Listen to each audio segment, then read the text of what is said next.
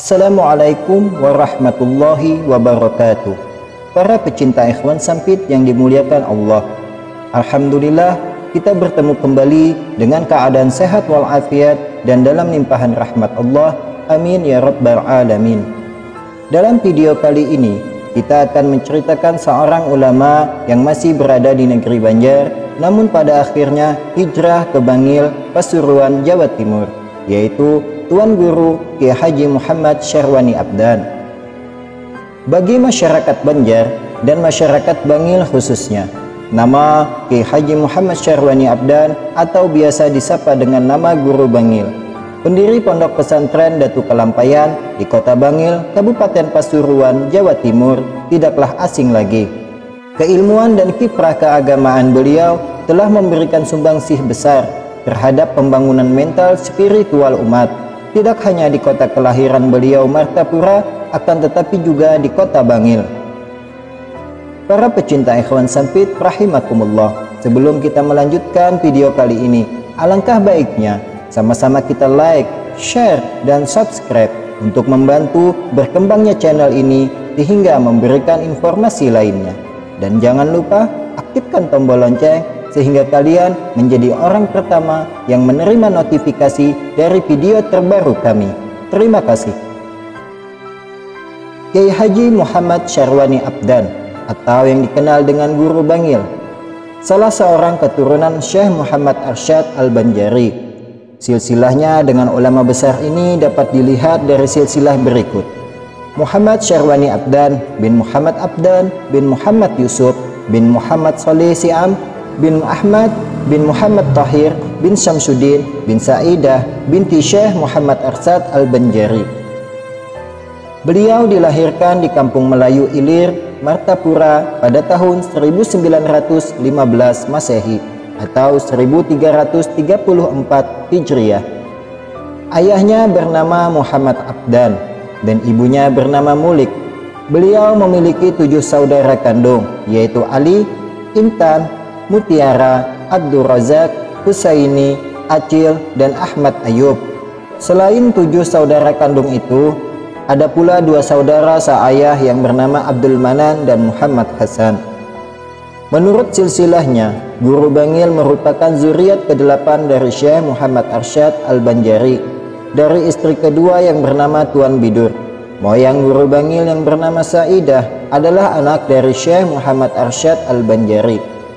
Saidah memiliki saudara 3 orang, yakni Qadi Abu Su'ud, Qadi Abu Naim, dan Khalifah Syahabuddin. Patut disebutkan di sini bahwa Qadi Abu Su'ud adalah anak Syekh Muhammad Arsyad Al-Banjari yang merupakan moyang Tuan Guru Husin Kedah bin Muhammad Thayyib, seorang ulama besar yang disegani dan dihormati oleh masyarakat muslim dari negara tetangga, terutama di wilayah Kedah, Malaysia. Guru Bangil tumbuh dari keluarga yang agamis dan didukung pula oleh lingkungan kota dan masyarakat Martapura yang agamis. Kota Martapura disebut sebagai Serambi Mekah, sebagaimana halnya dengan Aceh Darussalam.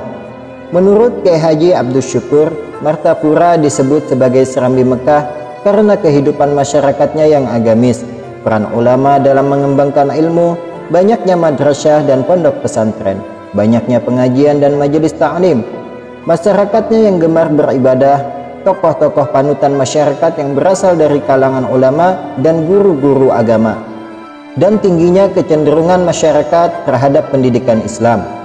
Selain itu, Martapura disebut sebagai Serambi Mekah karena merupakan kota bersejarah yang pernah menerapkan syariat Islam di masa kerajaan Banjar melalui Undang-Undang Sultan Adam. Ada pula yang menyebut Martapura sebagai bumi ulama, sebab di kota ini banyak bermunculan ulama-ulama besar dan pusat-pusat pengkajian ilmu, pondok pesantren, madrasah, dan majelis ta'lim dari dulu hingga sekarang. Karena itu, kondisi kota ini turut membentuk dan mempengaruhi pribadi Guru Bangil untuk menjadi figur ulama di kemudian hari. Para pecinta ikhwan sampit rahimakumullah, sejak kecil Tuan Guru Muhammad Syarwani Abdan sudah mempunyai himmah yang kuat untuk belajar menuntut ilmu agama.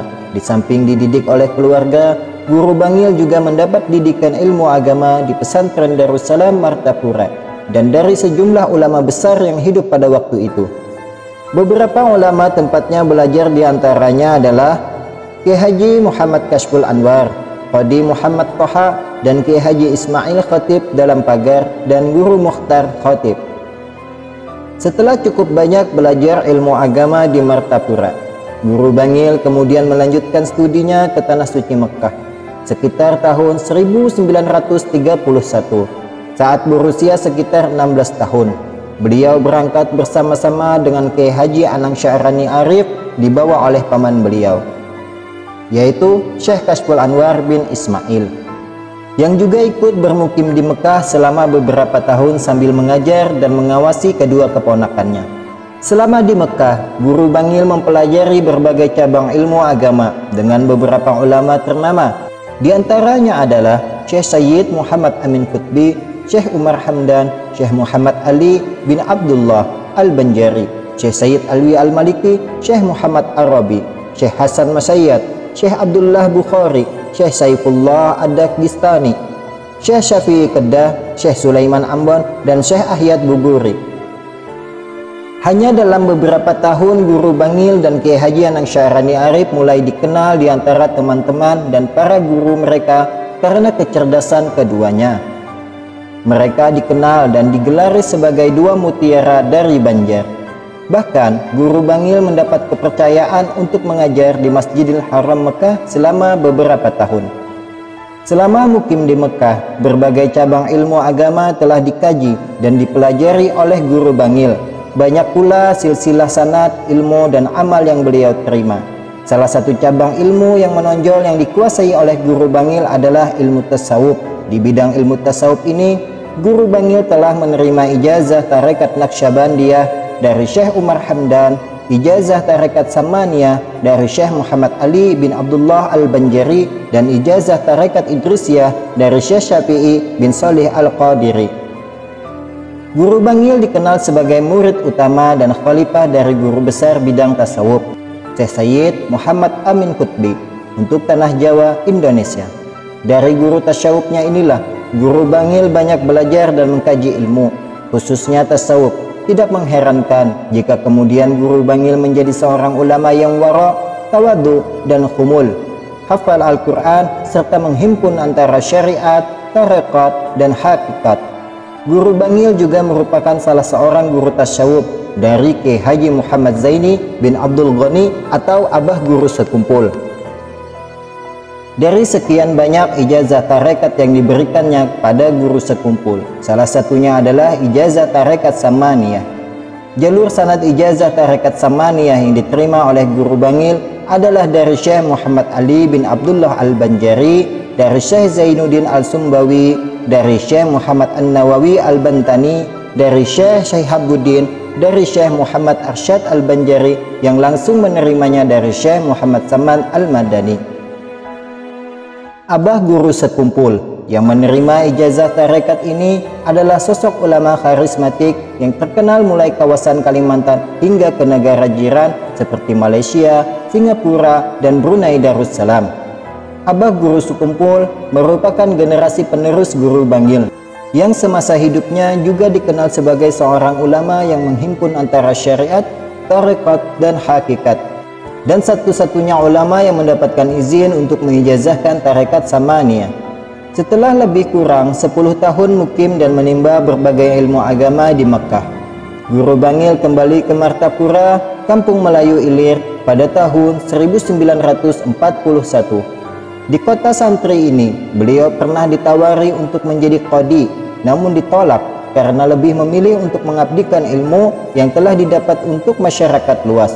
Beliau memilih mengajar madrasah Al-Istiqomah dalam pagar Martapura. Namun setelah kurang lebih 5 tahun berdiam di Martapura, Guru Bangil kemudian pindah ke kota Bangil, Jawa Timur pada tahun 1946, menyusul keluarga yang telah terlebih dahulu berdiam di sana. Para pecinta ikhwan sempit yang dimuliakan Allah, di kota Bangil, Guru Bangil menikah pada usia sekitar 30 tahun. Beliau memiliki beberapa istri. Istri pertama bernama Bintang binti Abdul Aziz, istri kedua bernama Gusti Maimunah, dan istri ketiga bernama Fauzia. Dari hasil perkawinannya dengan beberapa istrinya ini, beliau mendapatkan 28 anak.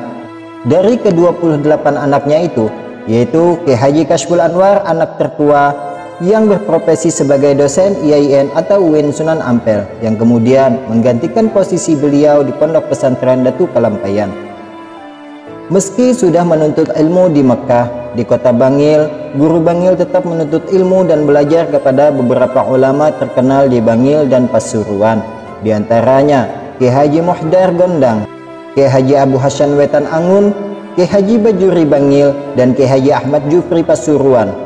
Tidak hanya belajar, guru Bangil juga mulai mengajar dan mengabdikan ilmunya secara luas kepada masyarakat setelah mendapatkan restu dari Kiai Hamid Pasuruan yang merupakan ulama sepuh pada waktu itu. Setelah cukup lama membuka pengajian, guru Bangil kemudian membuka pondok pesantren untuk kaji duduk ilmu-ilmu agama yang diberi nama Pondok Pesantren Datu Kalampayan pada tahun 1970. Pondok Pesantren Datu Kalampayan ini beralamat di Jalan Muzair, Kelurahan Kauman, Kota Bangil, Kabupaten Pasuruan, Provinsi Jawa Timur. Bila dilihat posisi letak bangunannya, maka tidak jauh dari Masjid Alun-Alun Kota Bangil. Pondok pesantren tersebut langsung ditangani sendiri oleh guru Bangil. Beliau juga aktif dan tanpa kenal lelah mengajarkan ilmu kepada para santri, sekalipun dalam keadaan sakit. Malam hari pun diisi dengan berbagai kegiatan amaliyah, halaqah, dan mutalaah. Guru Bangil menguasai secara mendalam 14 disiplin ilmu keislaman, terutama fikih, hadis, ulumul hadis, tafsir, ulumul Quran, dan tasawuf. Setelah berusia 40 tahun, guru Bangil beralih fokus mendalami tasawuf, terutama tasawuf Al-Ghazali. Dengan kedalaman ilmunya dalam berbagai bidang ilmu keislaman itu, tidak mengherankan jika beliau mampu menghasilkan kader ulama yang berpengaruh dan diakui keilmuannya. Tidak hanya itu, ternyata guru Bangil juga menguasai ilmu bela diri. Ilmu ini beliau ajarkan juga kepada santri-santrinya. Salah seorang santrinya yang mewarisi ilmu bela diri guru Bangil dengan baik adalah Guru Masdar Balikpapan. Sejumlah muridnya yang pernah belajar kepadanya di Bangil kemudian menjadi ulama yang menonjol di Kalimantan Selatan dan daerah lainnya.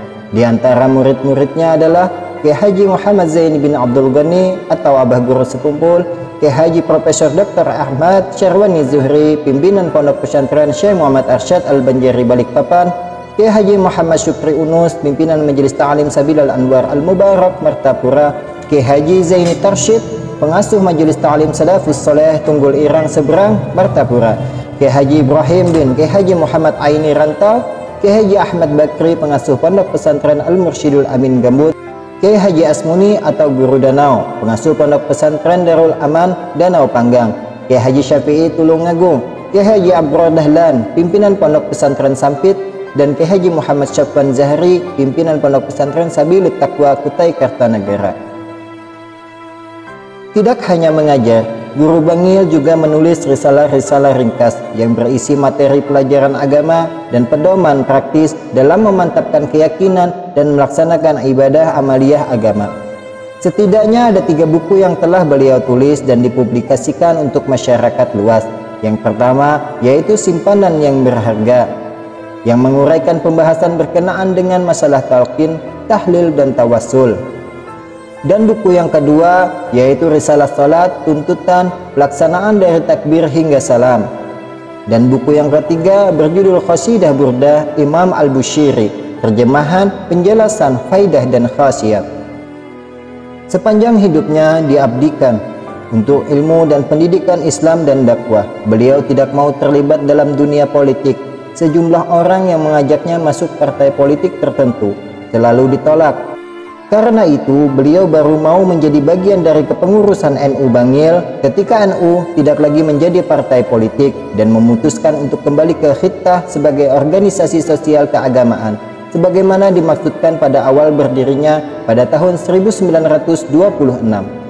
Beliau bersedia dimasukkan sebagai bagian dari Muhtasyar NU setelah NU tidak lagi berpolitik.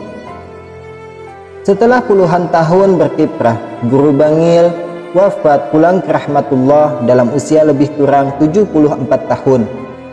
pada tanggal 11 September 1989 Masehi atau 12 Safar 1410 Hijriah dan dimakamkan di Alkah keluarga di Daur Kelurahan Pakauman, Kecamatan Bangil. Pemakaman ini tidak jauh jaraknya dari rumah dan pondok pesantren yang beliau bangun. Makam beliau berdekatan dengan makam Al-Habib Muhammad bin Ja'far Al-Haddad. Makam beliau sering diziarahi oleh masyarakat muslim dari berbagai penjuru daerah, habaib, ulama, keluarga, maupun kalangan pejabat pemerintah. Untuk memperingati dan mengingat jasa-jasa beliau, setiap tahun yakni setiap tanggal 12 Safar diadakan Haul Guru Bangil. Haul ini selalu dihadiri oleh ribuan jamaah yang datang dari berbagai daerah, termasuk dari Kalimantan Selatan. Menurut ulama terkenal dan pemimpin pondok pesantren ternama di kota Balikpapan, Kalimantan Timur, Kiai Haji Syahwani Guru Bangil adalah seorang ulama yang sangat mencintai Allah dan Nabi Muhammad SAW sejak remaja. Tidak ada lain tujuan beliau dalam beramal ibadah adalah mendapat ridho Allah dan dekat dengan Rasulnya. Mirip dengan satu sahabat Nabi Muhammad SAW bernama Rabi'ah bin Malik radhiyallahu an. Wallahu a'lam bishawab. Para pecinta ikhwan sampit yang dirahmati Allah, inilah sedikit kisah daripada biografi singkat Tuan Guru Kiai Haji Muhammad Syahwani Abdan atau dikenal Guru Bangil. Mudah-mudahan memberikan manfaat dan mengambil tauladan dari cerita beliau ini untuk kehidupan kita sehari-hari. Apabila ada cerita yang ingin kami sampaikan, tulis di kolom komentar. Salah khilaf mohon maaf. Akhirul kalam. Wassalamualaikum warahmatullahi wabarakatuh.